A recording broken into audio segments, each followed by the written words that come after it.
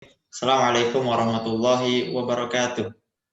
Alhamdulillahirabbil alamin wa bihi nasta'inu ala umuri dunya waddin wa ala alihi washabi ajmain.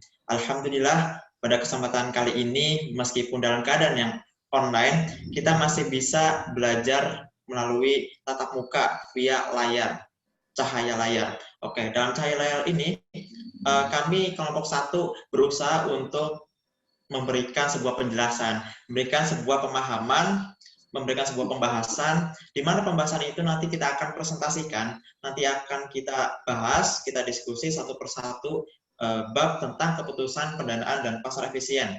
Nah, dari kelompok 1 ini, alhamdulillah ada 9 mahasiswa. Yang pertama adalah Megi Nurfut Fitriani dengan NIM 200210012. Kemudian yang kedua adalah Indah Widianingrum dengan NIM-nya 200201014. Kemudian Gracia Evania Laviola dengan NIM 200210045 dan Diana Nafisa Putri dengan NIM 200210053. Kemudian ada Elza Devi Wiranti dengan NIM 200-201-0058, kemudian ada Aida Putri Pangestika dengan NIM 200-201-008, kemudian ada saya, Berlianto Ibanufus, dengan NIM 200-201-0075, kemudian ada Leni Agustin dengan NIM 200-201-0080, dan yang terakhir adalah Vera Febiana Lestari dengan NIM 200-201-0083. Nah, itu adalah mahasiswa yang akan membahas tentang bab keputusan pendanaan dan pasar efisien. Oke, kemudian setelah ini kita akan bahas satu persatu, kita akan diskusi satu persatu apa itu keputusan pendanaan dan pasar efisien. Oke, langsung saja kita akan membahas satu persatu. Oke, lanjut. Next.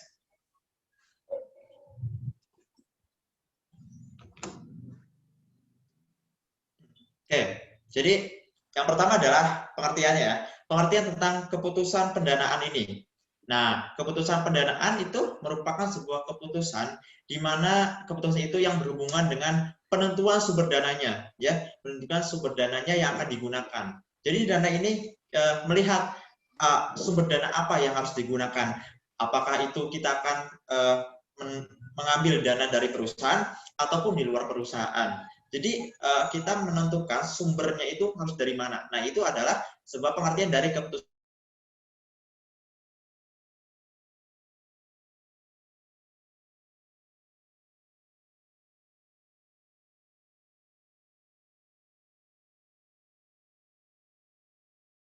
Loans, kemudian kewajiban jangka pendek ya, atau kewajiban lancar, current liabilities. Jadi itu, ketika sebuah perusahaan akan menentukan sumber dananya, perusahaan menentukan dulu apakah mau diambil dari perusahaan tersebut ataukah di luar perusahaan. Oke, itu. Kemudian yang lain silakan. Teman-teman. Sumber modal dapat berasal dari pinjaman jangka panjang, menambah modal sendiri yang berasal dari laba ditahan maupun dengan emisi saham. Penggunaan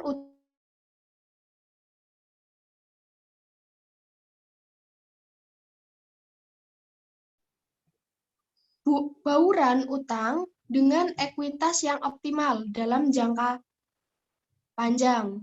Bauran yang optimal akan menyumbangkan antara benefit and cost, sehingga akan meminimalkan biaya modal dan meningkatkan nilai perusahaan. Keputusan pendanaan dipengaruhi oleh faktor eksternal dan selanjutnya mempengaruhi kinerja keuangan yang dicapai maupun dalam menentukan kebijakan dividen. Next. Keputusan dan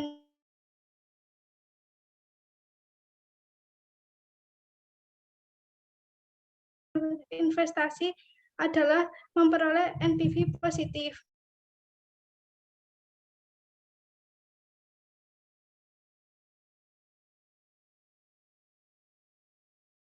Relatif jauh lebih sulit untuk memperoleh NPV positif dari keputusan pendanaan dibandingkan keputusan investasi.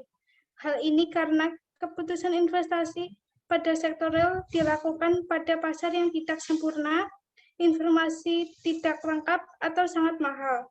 Kadang-kadang terdapat hambatan untuk masuk atau barrier to entry untuk sektor tersebut sehingga lebih terbuka peluang untuk memperoleh NPV positif.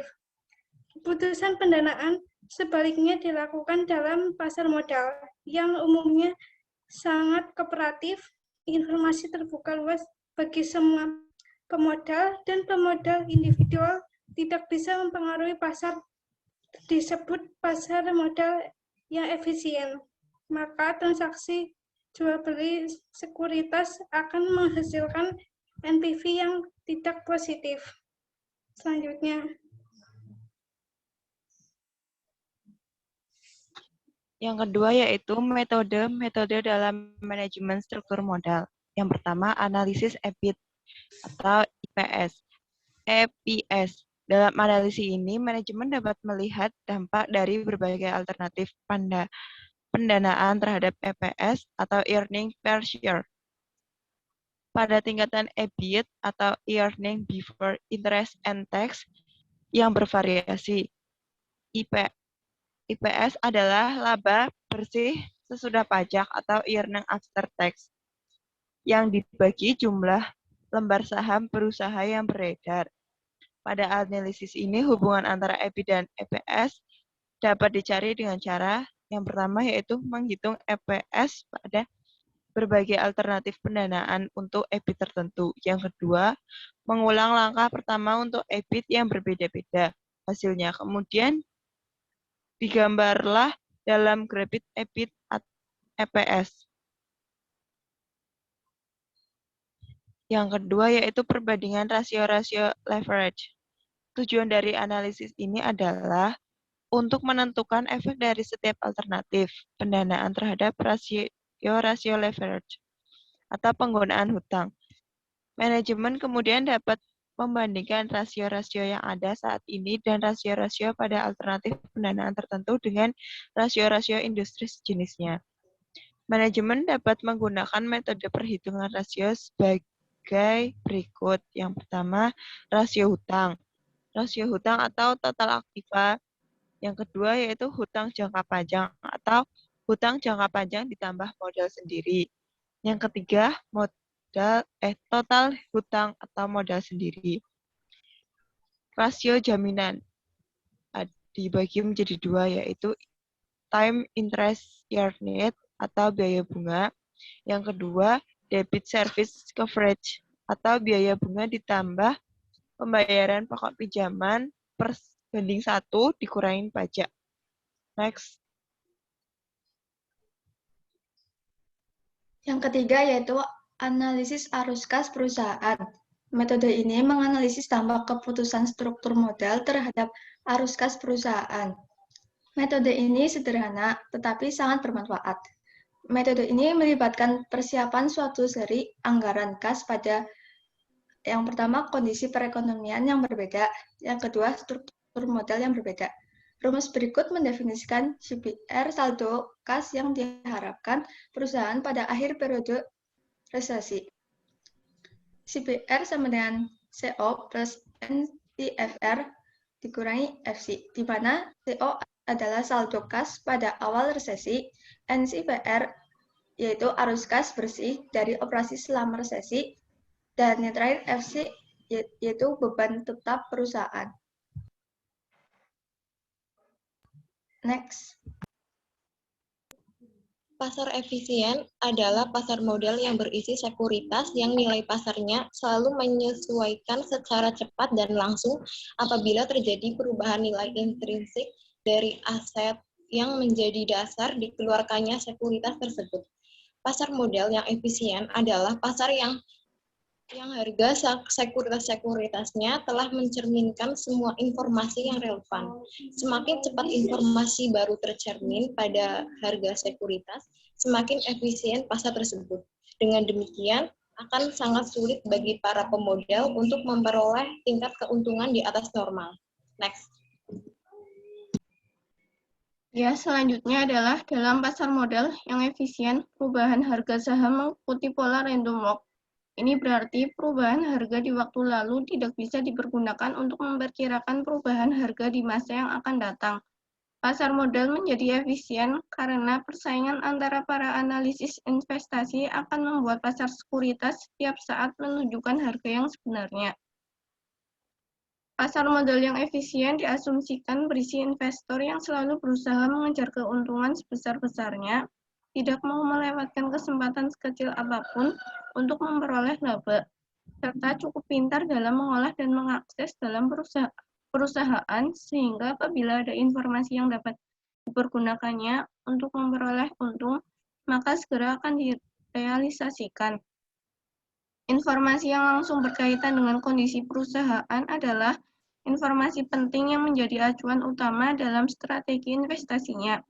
Secara umum, investor biasanya melakukan technical analysis dalam memutuskan investasi saham. Next.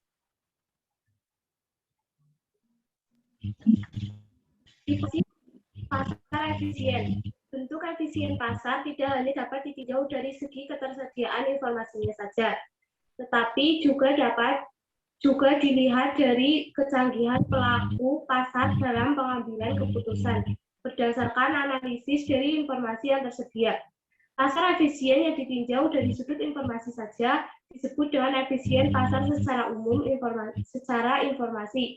Sedangkan pasar efisien yang ditinjau dari sudut kecanggihan pelaku pasar dalam mengambil keputusan berdasarkan informasi yang tersedia disebut pasar secara keputusan atau decisionally efficient market. Next.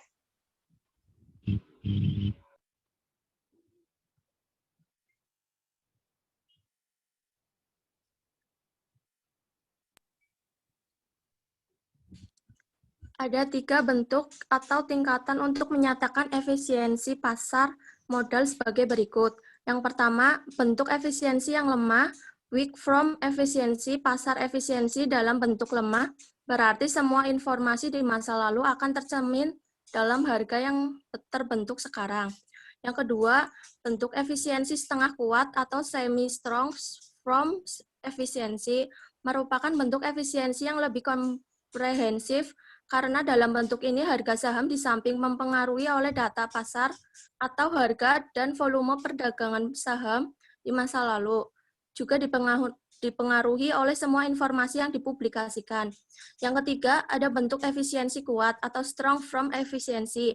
Pasar efisiensi dalam bentuk kuat, semua informasi baik yang terpublikasi atau yang dipublikasi sudah tercermin dalam harga sekuritas saat ini. Dalam bentuk efisiensi kuat, tidak akan ada seseorang investor pun yang akan memperoleh return abnormal.